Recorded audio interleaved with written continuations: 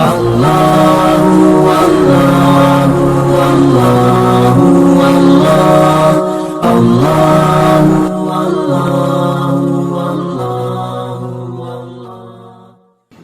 علیکم ورحمۃ اللہ وبرکاتہ۔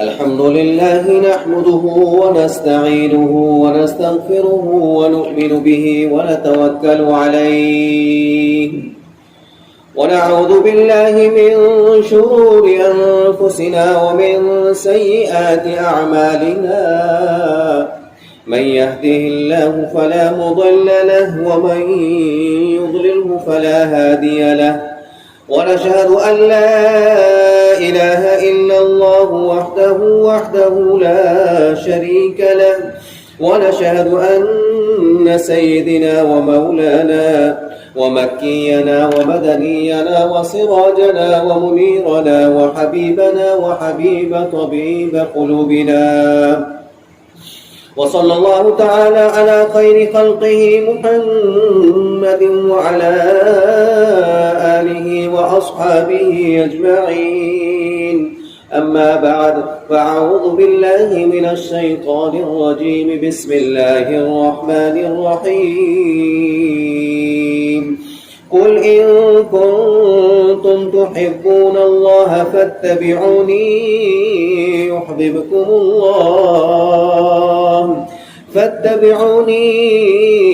يحببكم الله ويغفر لكم ذنوبكم والله غفور رحيم۔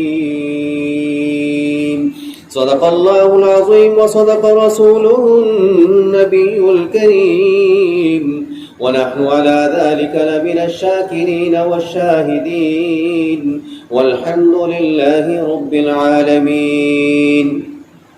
إن الله وملائكته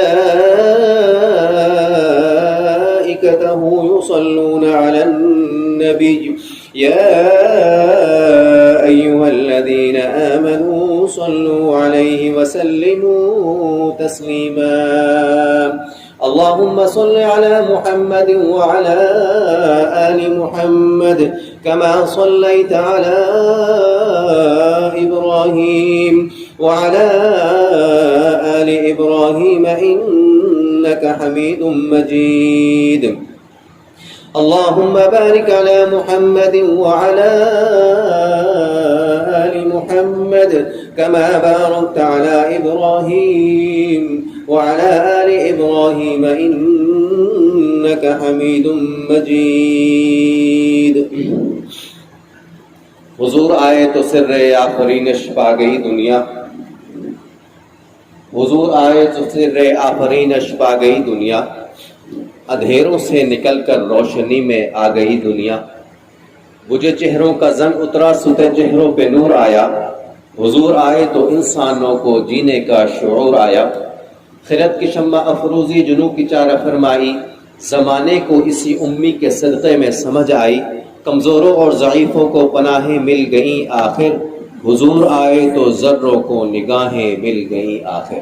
انتہائی قابل صد عزت و تکریم میرے بزرگوں، نوجوان دوستوں، صاحب و ساتھیوں، ماہ مقدس ربیع الاول جاری و ساری ہے۔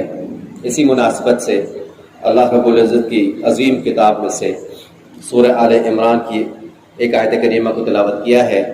اللہ رب العزت کی بارگاہ میں دعا ہے کہ اللہ تبارک و تعالیٰ مجھے اس آیت کریمہ کی روشنی میں حق اور سچ بیان کرنے کی توفیق نصیب فرمائے، پھر ہم سب کو اس پر عمل کرنا آسان فرمائے۔ دنیا میں بہت بڑے بڑے رہنما گزرے ہیں، بڑے فلاسفر گزرے ہیں،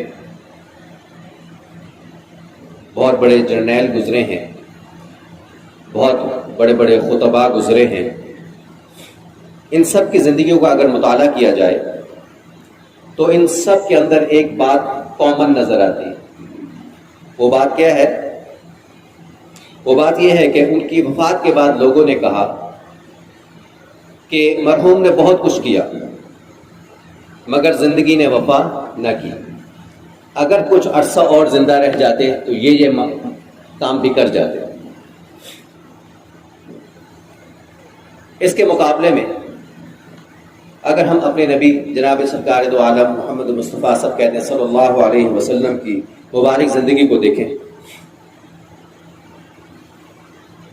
تو پوری کائنات میں یہ وہ واحد ہستی ہیں، عظیم ہستی ہیں، جنہوں نے دن کے وقت فاران کی چوٹی پر کھڑے ہو کر کم بیش 1.25 لاکھ صحابہ کرام سے مخاطب ہو کر یہ بات ارشاد فرمائی اور یہ اعلان کیا کہ اے لوگوں، دنیا میں جس مقصد کے لیے اللہ رب العزت نے مجھے مبعوث کیا تھا،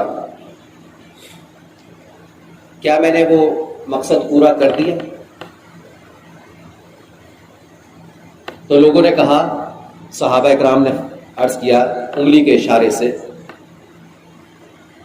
کہ اے اللہ تو گواہ ہے کہ نبی علیہ الصلوۃ والسلام جو فرما رہے ہیں یہ سچ ہے۔ اور پھر آپ علیہ الصلوۃ والسلام نے یہ بات ارشاد فرمائی، اے اللہ تو بھی گواہ رہنا کہ جس مقصد کے لیے مجھے تو نے بھیجا تھا میں نے اس کی تکمیل آج کر دی۔ الیوم اکملت لکم دینکم واتممت علیکم نعمتی ورضیت لکم الاسلام دینا۔ یہ ایک ایسا کمال ہے نبی علیہ الصلوۃ والسلام کی مبارک زندگی کا کہ اس کمال میں آپ کا کوئی شریک نہیں ہے، اس کمال میں آپ کا کوئی شریک نہیں ہے اور شریک ہو ہی نہیں سکتا۔ ایسی کمال اور اونچی زندگی نبی علیہ الصلوۃ والسلام کو اللہ تعالی نے عطا فرمائی، اور نبی علیہ الصلوۃ والسلام کے جس پہلو کو بھی آپ دیکھیں گے، لکھتے چلے جائیں، پڑھتے چلے جائیں، وہ پہلو ختم نہیں ہوگا۔ اس کی وجہ کیا ہے؟ اس کی وجہ یہ ہے کہ اللہ نے فرمایا کہ اے نبی ہم نے آپ کا ذکر بلند کر دیا، وَرَفَعْنَا لَكَ ذِكْرَكَ۔ صرف اس وقت کے لیے بلند نہیں تھا بلکہ جب تک قیامت تک آنے والا ایک انسان بھی باقی ہے، وَرَفَعْنَا لَكَ ذِكْرَكَ، یہ صدائیں گونجتی رہیں گی۔ آخر میں یہ بات کہنی پڑتی ہے، لا يمكن الثناء كما كان حقه بعد خدا بزرگ تو ایک قصہ مختصر۔ حضور علیہ الصلوۃ والسلام بڑوں میں سب سے بڑے ہیں، بڑوں میں سب سے بڑے ہیں، عظمتوں میں بھی سب سے بڑے ہیں، شان میں بھی سب سے بڑے ہیں۔ یعنی کہ المختصر کر کے اگر یوں بات کہی جائے کہ اللہ کے بعد سب سے بڑے ہیں تو یہ کمال کی شان ہے نبی پاک صلی اللہ علیہ وسلم، اللہ کے بعد سب سے بڑے ہیں۔ حضور علیہ الصلوۃ والسلام جس دور میں تشریف لائے تھے وہ دور شعر و شاعری کے بڑا عروج تھا۔ اس دور کے اندر بڑے بڑے لوگ شعر پڑھا کرتے تھے۔ اسی وقت میں حضور علیہ الصلوۃ والسلام کے ایک صحابہ کی جماعت کے بڑے پیارے صحابی ہیں، نام ان کا ہے حضرت حسان رضی اللہ تعالی عنہ۔ وہ حضور علیہ الصلوۃ والسلام کی شان میں بڑے اشعار پڑھا کرتے تھے اور نبی علیہ الصلوۃ والسلام ان کے اشعار کو پسند فرمایا کرتے تھے اور یوں فرمایا کرتے تھے، حسان ممبر پہ آ جاؤ اور اشعار پڑھو۔ چنانچہ انہوں نے اپنی ساری زندگی اشعار سے پڑھ کر گزاری۔ ان کے تمام اشعار کے اندر ایک شعر ایسا ہے کہ جو ان کی ساری شاعری کے اوپر فوقیت رکھتا ہے۔ وہ فرماتے ہیں، وَأَحْسَنَ مِنْكَ لَمْ تَرَقَّتُ عَيْنِ وَأَجْمَلَ مِنْكَ لَمْ تَلِدِ النِّسَاءُ خُلِقْتُ مُبَرَّأً مِنْ كُلِّ عَيْبٍ كَأَنَّكَ خُلِقْتُ كَمَا تَشَاءُ۔ اتنی پیاری شاعری ہے اور اتنا پیارا اس کا مضمون ہے۔ فرماتے ہیں، وَأَحْسَنَ مِنْكَ لَمْ تَرَقَّتُ عَيْنِي، اے نبی میں نے آپ جیسا حسین دیکھا ہی نہیں۔ اللہ، وَأَحْسَنَ مِنْكَ لَمْ تَرَقَّتُ عَيْنِي، آپ جیسا حسین خوبصورت کسی آنکھ نے دیکھا ہی نہیں۔ اور آگے فرماتے ہیں، وَأَجْمَلَ مِنْكَ لَمْ تَلِدِ النِّسَاءُ، اور آپ جیسا خوبصورت کسی ماں نے جنا ہی نہیں۔ اللہ اکبر۔ تو یہاں سے تعبیر کرتے ہوئے علماء فرماتے ہیں کہ حسان آپ دیکھتے کیسے؟ اللہ نے آپ جیسا بنایا کسی کو نہیں، آپ جیسا حسین خوبصورت کسی کو بنائے نہیں، تو حسان آپ کیسے دیکھتے؟ اور پھر فرمایا، خلقت مبرأً من کل عیب، آپ کو ہر عیب سے پاک پیدا کیا، ہر برائی سے، ہر عیب سے پاک پیدا کیا۔ کیسے پیدا کیا؟ کأنک خلقت کما تشاء، ایسے پیدا کیا جیسے کہ نبی محبوب علیہ السلام کی چاہت تھی۔ اللہ اکبر۔ تو نبی علیہ السلام کا مقام مرتبہ بہت اعلیٰ۔ اللہ رب العزت قرآن کریم میں ارشاد فرماتے، قل ان کنتم تحبون اللہ، کہہ دیجئے ان کنتم، خطاب ہو رہا ہے کس کو؟ انسانیت کو، اور انسانیت میں بھی کون؟ جو ایمان لانے والے ہیں۔ ان کنتم تحبون اللہ، اگر تم اللہ سے محبت کے دعوے دار ہو تو تمہیں کرنا کیا ہوگا؟ فاتبعونی، میرے محبوب کی اتباع کر لو۔ جو فارمولہ ہے، کلیہ ہے، ضابطہ ہے، وہ کیا ہے؟ کامیابی کا جو ضابطہ ہے وہ کیا ہے؟ فاتبعونی، میرے حبیب، میرے محبوب جناب سرکار دو عالم صلی اللہ علیہ وسلم کی اتباع کر لو، ان کے سانچے میں اپنے آپ کو ڈھال لو، ان جیسی وضع قطع اپنی بنا لو، اپنا لو، سر کے بالوں سے لے کر پاؤں کے ناخن تک اپنے آپ کو گویا یوں سمجھ لو کہ میں محمدی ہوں۔ جب تم ایسا کرو گے تو پھر کیا ہوگا؟ اللہ فرماتے یحببکم اللہ، اللہ فرماتے میں تم سے محبت کروں گا۔ اور پھر یہاں کی بات کو ختم نہیں کیا، اللہ فرماتے وَيَغْفِرْ لَكُمْ ذُنُوبَكُمْ، اور میں تمہارے گناہوں کو معاف کر دوں گا، تمہاری خطاؤں سے درگزر کر دوں گا۔ واللہ غفور رحیم، اور اللہ تعالیٰ بڑا بخشنے والا مہربان ہے۔ تو اللہ تبارک و تعالیٰ نے اپنے کتاب مقدس میں ہمیں جو پیغام دیا ہے وہ یہ ہے کہ کامیابی جو ملے گی، اللہ کا قرب جب ملے گا وہ اسی صورت میں ملے گا کہ جب ہماری 5-6 فٹ کی زندگی سر کے بالوں سے لے کر پاؤں کے ناخن تک محمدی ہوگی، جناب سرکار دو عالم صلی اللہ علیہ وسلم کے سانچے میں ڈھلی ہوئی ہوگی۔ جب ہماری زندگی ایسی ہوگی، فاتبعونی کا مصداق بنے گی جو اللہ نے فرمایا کہ فاتبعونی، میرے محبوب کو فالو کرو۔ آج دنیا میں بڑے بڑے لوگوں کو فالو کیا جاتا ہے، لیکن سوچنے کی بات ہے جو اصل فالو کرنے کی زندگی ہے، مبارک زندگی، وہ میرے نبی، میرے اور آپ کے نبی جناب محمد رسول اللہ صلی اللہ علیہ وسلم کی مبارک زندگی ہے۔ ہمیں حیثیت امتی اپنے نبی کو فالو کرنا چاہیے، نہ کہ کسی اور کو۔ جب ہم نبی کو فالو کریں گے تو پھر اللہ آگے سے ہمیں پیغام دے رہے ہیں یحببکم اللہ، میں اللہ تم سے محبت کرنے لگ جاؤں گا، میں اللہ تمہارے قریب ہو جاؤں گا، میں اللہ تمہیں چاہنے لگ جاؤں گا۔